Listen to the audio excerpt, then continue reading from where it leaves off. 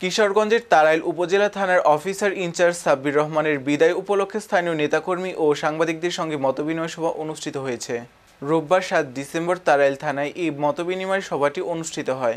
এই সময় উপস্থিত ছিলেন তাড়াইল করিমগঞ্জের সার্কেল অফিসার সুব্রত, বিদায়ী ওসি সাব্বির রহমান, ওসি তদন্ত শ্যামল, তাড়াইল উপজেলা প্রেস ক্লাবের সভাপতি মুকুট রঞ্জন দাস, সাংবাদিক কল্যাণ সমিতির সভাপতি দেলোয়ার হোসেন, সিনিয়র সাংবাদিক রবীন্দ্র সরকার, তাড়াইল কেন্দ্রীয় প্রেস ক্লাবের সভাপতি হুমায়ুন রশিদ জুয়েল, সাংবাদিক সংস্থার সভাপতি শহীদুল ইসলাম, অ্যাডভোকেট মাসুম, কবি হুসনে আরা পুতুল, সমাজসেবক শহীদুল ইসলাম, দীপু রাজ, সাংবাদিক আল মামুন, জোবাইর হোসেন জুয়েল, ডিলার আলম, উপজেলা গণ অধিকার পরিষদের আহ্বায়ক জাকিরুল ইসলাম বাকি। অনেক অনেক বড় প্রোগ্রামে আমি আসার পরে থানায় করছি, অনেক আমাকে সহযোগিতা করছেন। যে সহযোগিতার মানে কৃতজ্ঞতা প্রকাশ করার ভাষা আমার নাই। আমি চলে যাচ্ছি, আপনাদের এই সহযোগিতা যদি না করতেন, এই যে প্রোগ্রামগুলো আমি আসার পরে হয়েছে, এগুলো আমার পক্ষে সম্ভব ছিল না।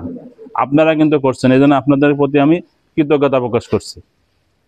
আর পরিশেষে আমি বলবো যে কোনো মানুষই ভুলের ঊর্ধ্বে না। আমার কথা আচরণ অনেকেই কষ্ট পেয়েছেন, এটা সত্য কথা। এই জন্য আমি আপনাদের কাছে ক্ষমা প্রার্থী।